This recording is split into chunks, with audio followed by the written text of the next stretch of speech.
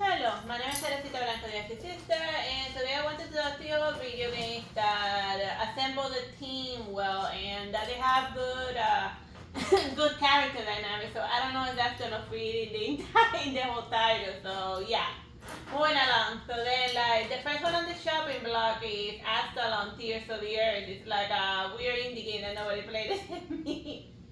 And they made it like Star Wars, and then they implied that they went on some previous adventure, but they never got episode one. So if you're wondering what happened to Astalon Part One, is lack of interest. Which is a shame because it's such a good game. Yeah. So yeah, like you start with your first three characters. Yeah, I was gonna say idiots, but whatever.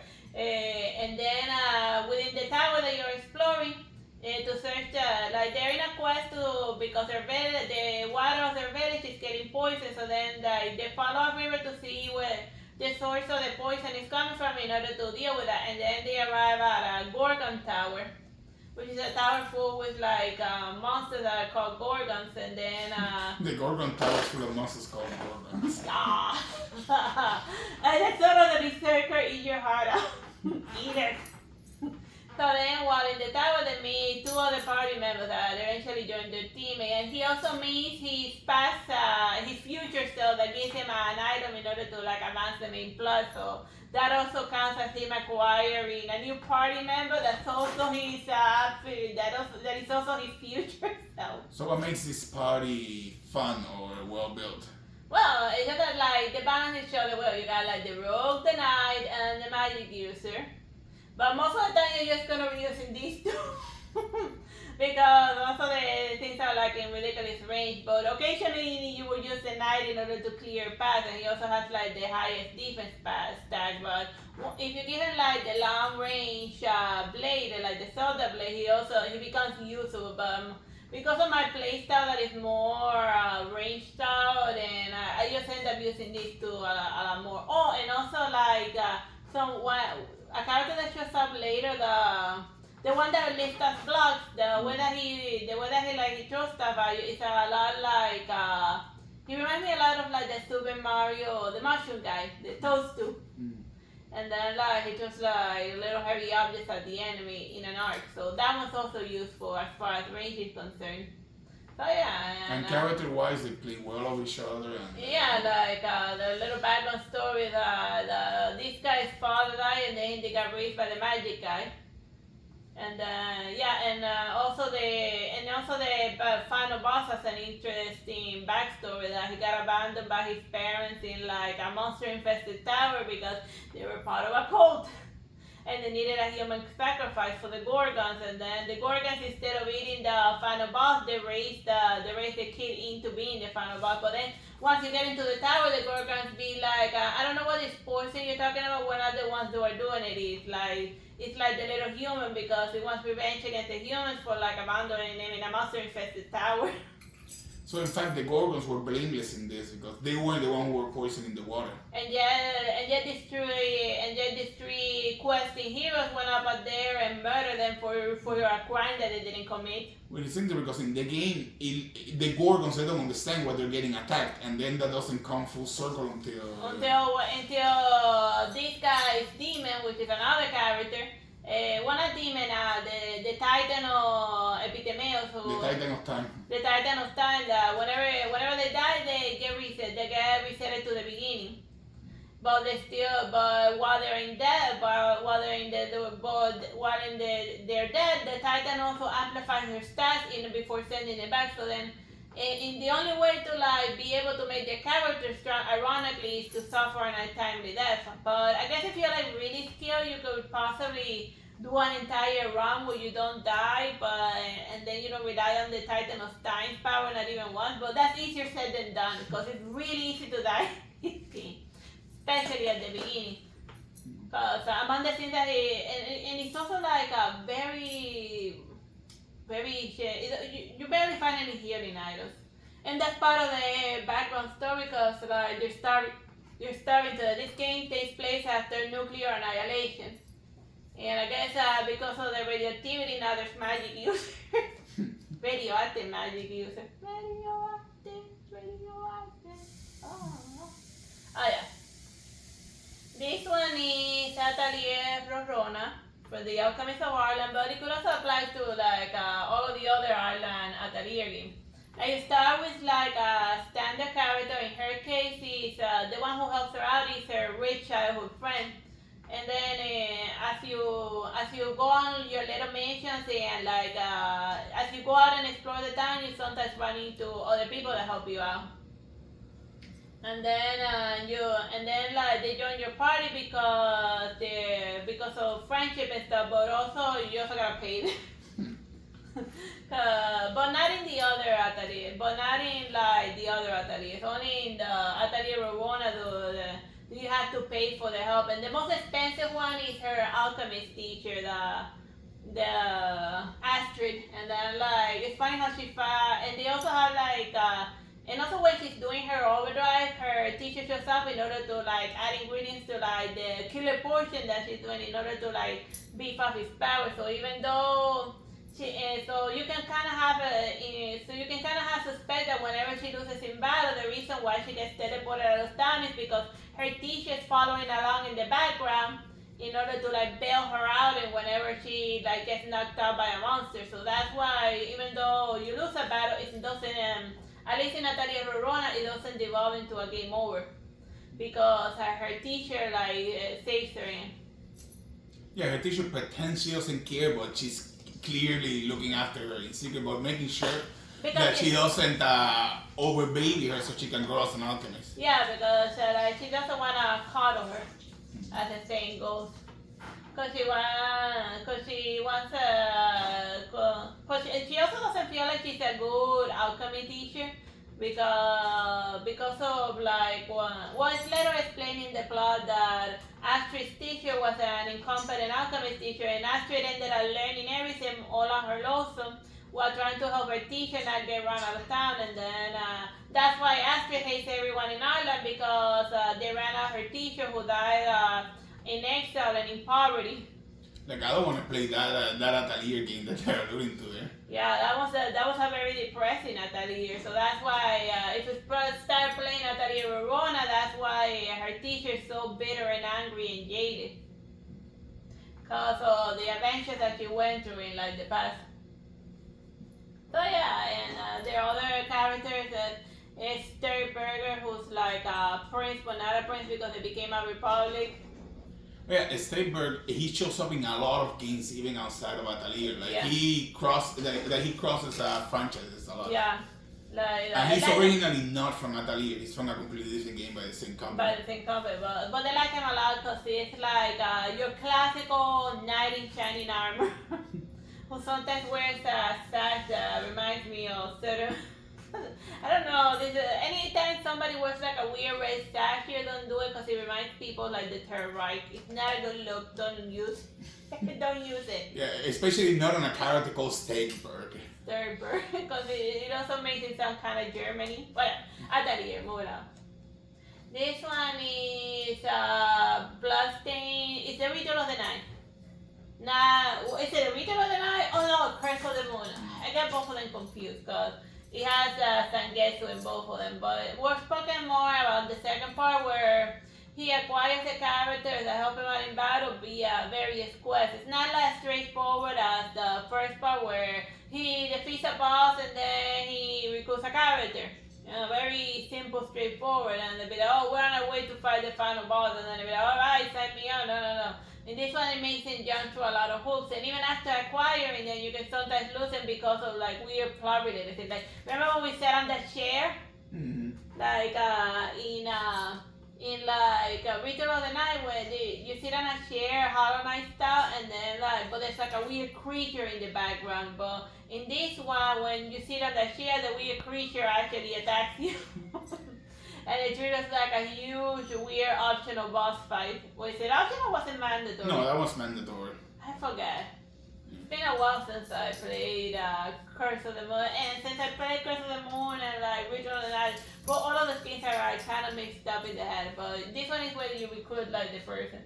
And they all had like, going to fight evil and all that. But some of them are more interested in like living with the demons called in order to form an army to like starve the evil humans or whatever. But it's Faustian bargains and there's a lot of betrayers and stuff in like the plot. Anyway, and like the plot of the 2D side scroller one is a lot more complicated than the simple one of the medium one. Like it's interesting because what they do is that they first make a 2D side scroller one, and then with the money of that one, then they make the big game. So presumably they're working on a Symphony of the Night 2 or whatever they want to call it. Yeah. Maybe they call it a Bloodstained Aria of Sorrow to continue with because this game was made by the Castlevania folks. Yeah. I mean, I guess I could also talked about Castlevania 3, but that one has been talked to, like Netflix is a series. Go watch Netflix Nocturne. Copy pasted everything in there. Moving along. Oh my god, like speaking of Nocturne, every time that guy started singing, I was like, oh my god. I was like, skip.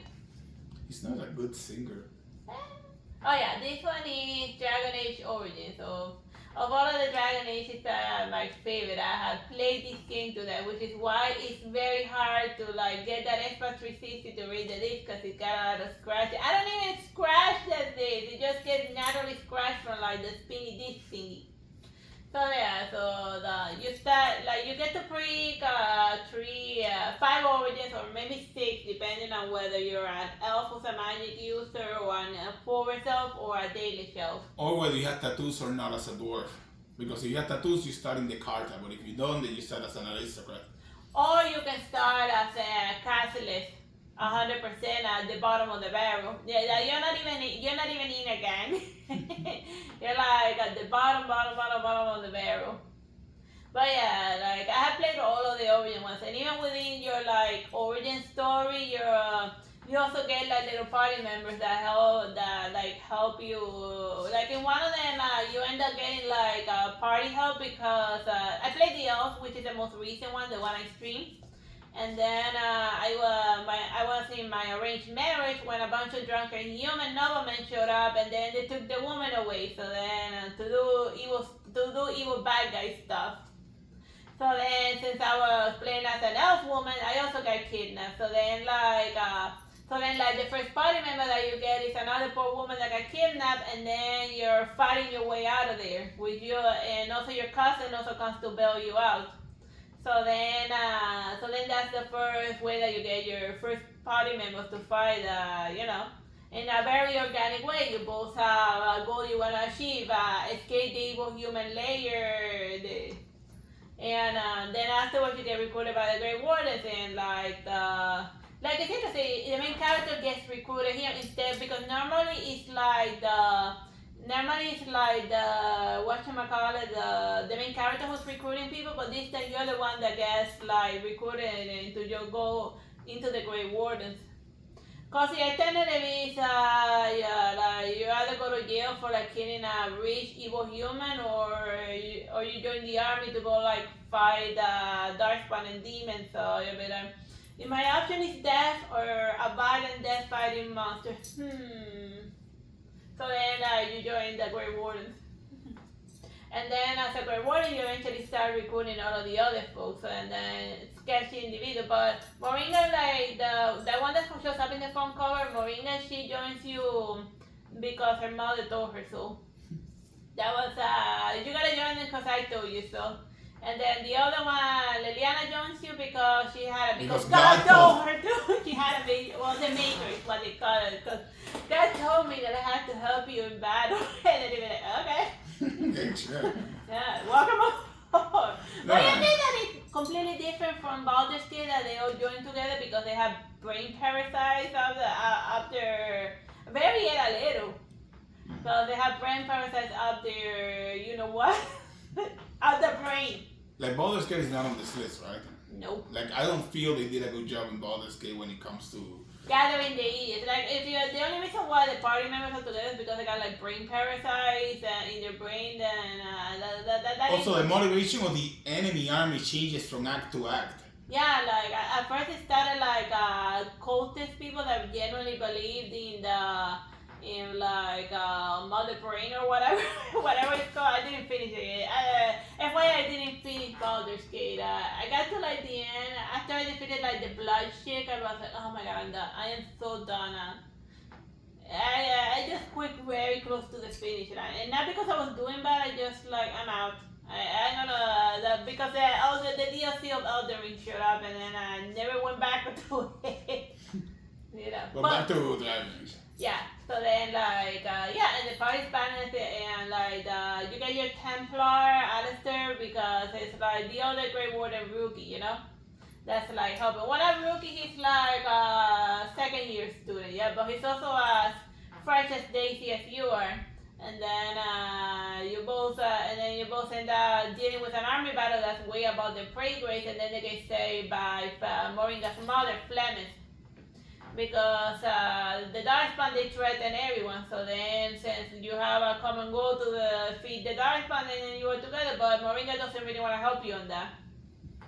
The other person that you recruit is the dwarven guy. That they may have a bit of a cliche drunken dwarf guy. Ogre, but he gets more three-dimensional as the game progresses. His motivation is he wants to go into the deep road to find his missing wife. So What's hard to say? His motivation is just sex. Whatever. Well, not even that, because when he makes it to the deep road, he finds out that his wife left him for another woman. So then he'd be like, "Oh, if she had this inclination, we could work something out." So he wasn't willing to compromise. Even though you were like sleeping well, alcohol just wash. He said he just wants to be involved. He just wanted to be involved, and it'd be like you didn't have to like go to the deep road to get away from me, woman, just because you like woman. So yeah, and then and when she's more like she wants to help you because she's one of the few characters that's 100% like in the pure good type of person, you know. She's lawful good. She's a little vindictive and judgmental. Yeah, she's gonna spend the game like giving you grandmotherly advices and judging you silently. It's like, how dare you sleep with that person? You're a Grey Warden. You shouldn't be doing that. Yeah, and then I'd be like, let me do whatever I want, Mom. Grandma. Also, she's immortal. Like she's well, getting immortal-ish.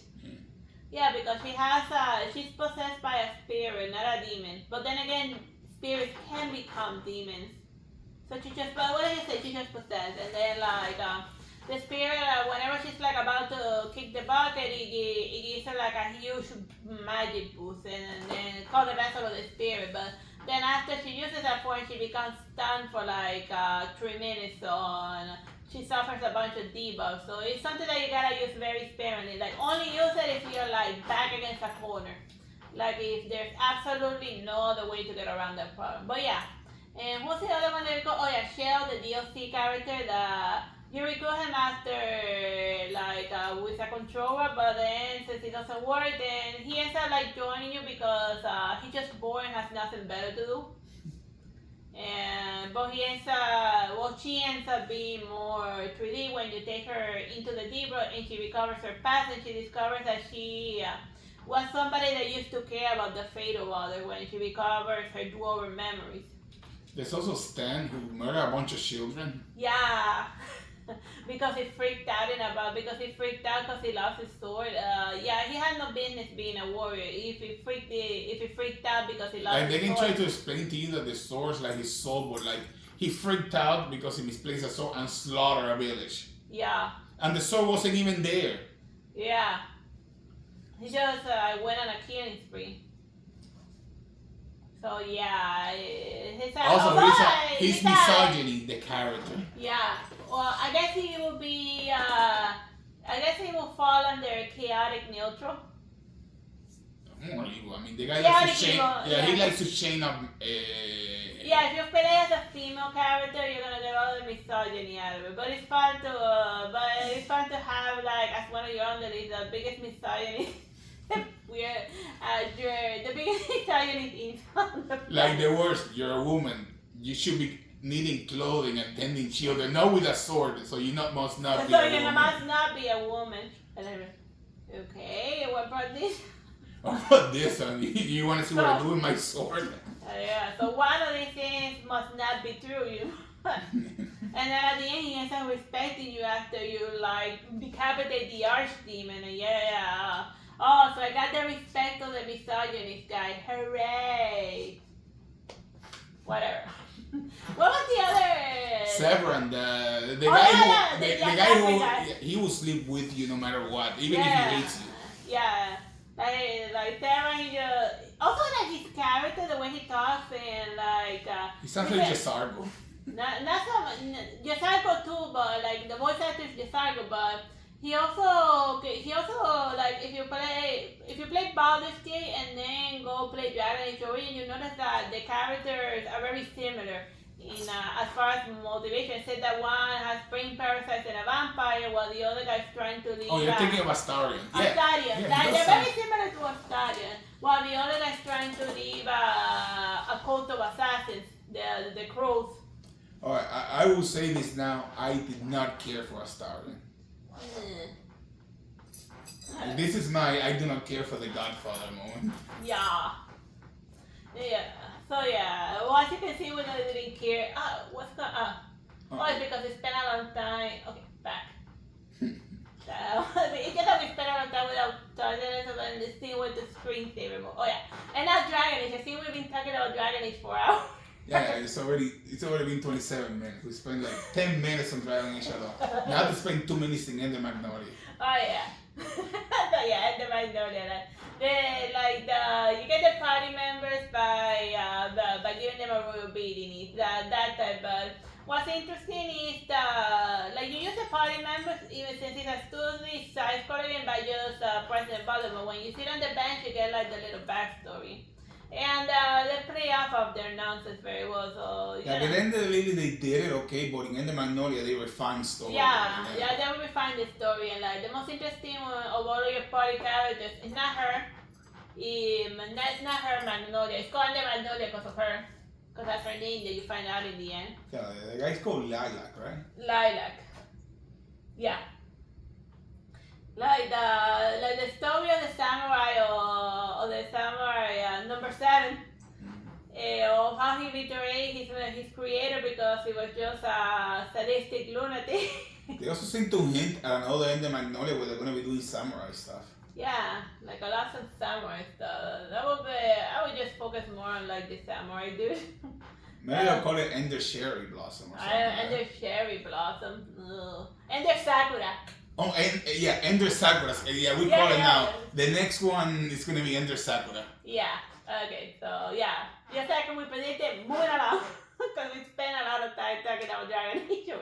So yeah, of all of the Final Fantasy games, I like the 7th part a lot because how they gather the party. Well, like the two optional guys, Vicente and Yuffie. I'm talking about the original Final Fantasy. I completely disowned the remake. The remake needs a remake. Just trim the fat, and by fat I mean like the long corridors. And there's too much Sephiroth. Like the first one had the right balance of Sephiroth. Yeah, it's like adding a little bit of salt versus adding all of the salt. Sephiroth is salt.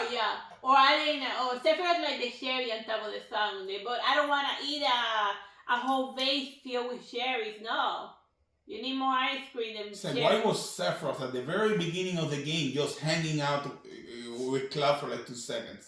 Yeah, and then it made him less mysterious. You know, it's like the Yashahime they had out of Final Fantasy VII, and you don't want to get Yashahime. But yeah, where are those ghouls that say, give us what we want? Yeah. One that follows deep for whatever. Like in the first part, just like in Dragon Age, the main character, he doesn't start. He starts as a recruit.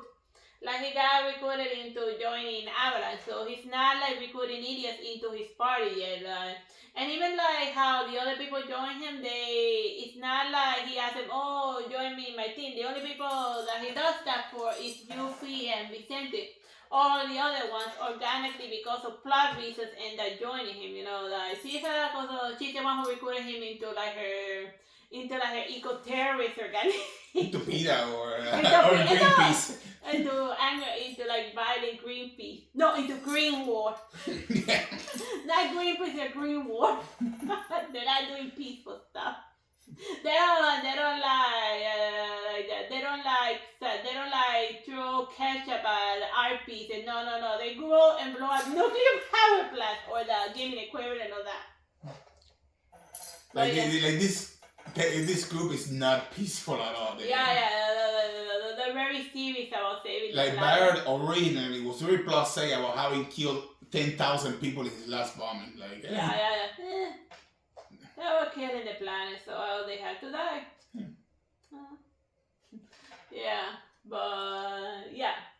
So then, like the other, like Iris, she ends up joining it because like she's a damsel in distress. She just ends up sticking with them, and plus adventuring, and because material and the voices in her head told her to like follow along, and she has she's the Liana of the group. She joins them because God told her to. Yeah, and so who else was it there? Oh, there's Steve. Oh, there's Red 13. Oh yeah, Red 13. What was the deal with Red 13? What did they want to do exactly with Red 13 and Iris? They wanted to breed them because they were both extinct animals. I can see why Sephiroth like turned evil if he was raised by a psychopath like Hojo. No, like what was the end game? What would have happened if we didn't stop that cutscene? Yeah, I was just fake. I was faking it. They said like you're a guy, you can't fake wanting to mate with a woman. And he said, no, like what was the end goal? So they put Iris and Red 13 together, and then they just put some. Or they threw a cloth over them, and then like little hearts come out. Woohoo! Seems that. That whole scene is weird. And then from then came out the Nekomimi. Yeah. That's the Nekomimi origin story. But yeah, okay, you feel like she joins you because she's looking for a chance to rob you. That's a great character motivation. And Vincent, he joins you for several reasons. Because since he was dating his fauna, Sephiroth may or may not be his son, kind of, because they also have very similar character models, so there's a good chance that Sephiroth is actually the son of Vincent. Maybe if we played Dirge of Cerberus, they would explain that, but I don't think so. Yeah, but they throw the Final Fantasy VII canon out the window many times. Like, there's more Final Fantasy VII than Final Fantasy. Because, they gotta milk that cow for all it's worth. This one is Fire Emblem Three Houses. Like all of the Fire Emblems do it well, but I feel this one's the one that... they start, like, they join you, like, if you meet certain status, like, you first get your entire classroom, but then you get to steal students from other classes by impressing them, but the standard way to recruit them is that you, like, raise your stats to impress them, but also by interacting with them and raising their affinity level with them, giving them gifts, eating with them, singing bribing them. Going to sing them in church and stuff, and then they join you, then the requirement goes down. But it's fun, since they're students, you see them more developed as characters before they become military leaders. Like Benedetta in Engage, it's a completely different person than who she is in Three Houses. Yeah, they sort of Shippuden all of them in the midpoint range. I like them better as they were when they were smaller. They'd be like, oh, you finally turned into a lady, and then I'd be like, oh my god. I like her how she was before. Yeah, Benedetta. Don't change a thing. Yeah. Stay unmarriageable forever, I don't care. The Little Santa, which is a Nintendo game, which we happen to play back in the old country. Like, this one, in order to recruit them, you have to win their stages, but then, the dragon, he doesn't want to get inside. It's actually a cheat. Turns out that it's a female dragon. Kirara. Yeah, her name is Kirara. Yeah. So then, since she wants to be the one in charge, she tells Little Santa, you get inside the bell, and then... no, you get inside the Pokeball. You get inside the Pokeball, and then, no, I'm not getting, so I'm the guy, I don't get inside the Pokeball, and he had to beat the dragon into submission. Like, you can easily get, like, if you don't win that battle, you are not seeing the rest of the battle. And it's not an easy battle, the Kirara fights back. Yeah. And actually, her health is the health that she has when you recruit her. So if you get the HP ups, Yeah, because they randomly drop HPs. When you kill a monster, it randomly drops sometimes healing item, but sometimes HP up. So if you randomly end up getting a lot of HP up for Kirara, that is gonna be one hell of a fight. because Kirara has attacks that are impossible to dodge. Like so. Yeah. So you're gonna have to tank a huge fireball to the face. And then if you didn't get any HP out of the little Santa, you might as well reset it and start again because it ain't happening. Oh yeah, and they work off well together, like, but they don't like have a lot of spoken dialogue or thing. The only biggest character development is with Kirara refusing to play ball, and at the end, she's the one who saves you from like dying and stuff. Spoiler alert. Mm-hmm. So you earn the respect of the dragon, and it tends to fly the dragon in the end. Well, she kind of lifts you out because she's tiny dragon. She won't let you ride you, but she'll ferry you to safety. Oh yeah.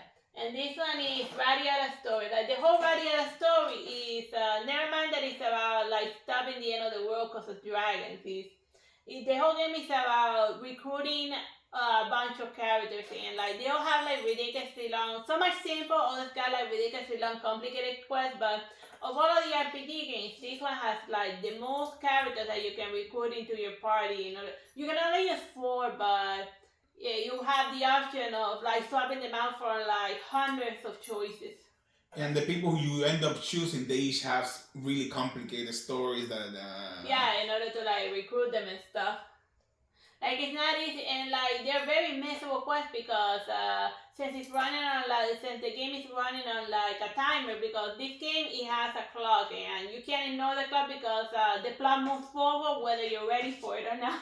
And if you're not ready for it, bad things happen. Yeah, or you may not be strong enough to defeat the final boss. But the easiest ones to recruit are like the non-humans because they're the least amount of folks, and then you get teleported into the area. But like the humans are very complicated to recruit. Like their quests for recruitment are a lot harder, and also the Dark Elves, they're also a little complicated.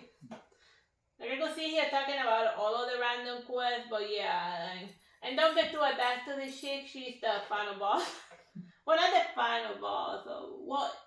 It's possessed by a optional boss that you can fight in the Trials of Tribulation New Game Plus. And this is PlayStation 2 game. It's one of the new ones. It's one of the early games where they do New Game Plus. And The Last Remnant, another Square Enix game. Like, the first party member that this guy gets is Emma. And he gets her because his sister gets kidnapped by like the final boss. By a flying chair. By a flying chair. Somebody working for the final boss. The guy with the chair. Yeah, it's weird, but yeah, it's a living chair that also flies. Oh yeah, it has an actual sea summon thing in there. And then from far away, Emma, who's like 40 years old, resembles her sister. So then he jumps in the middle of an army battle to go save her sister, and then they fire the gateway, and then they end up falling down a pit, and they be like, "Oh, wait, you're not my sister," and then she be like, "Who the hell are you?" So then they gotta like fight their way out of a mountain. Do they explain why they have similarities? Are they like related somehow? She just happens to look like the sister. Yeah, well, not even that much because they don't have the same hair color, or face, or eyes, or nose, or anything. Yeah, it feels like they should have at least made her hair black in order for that to make sense. But whatever.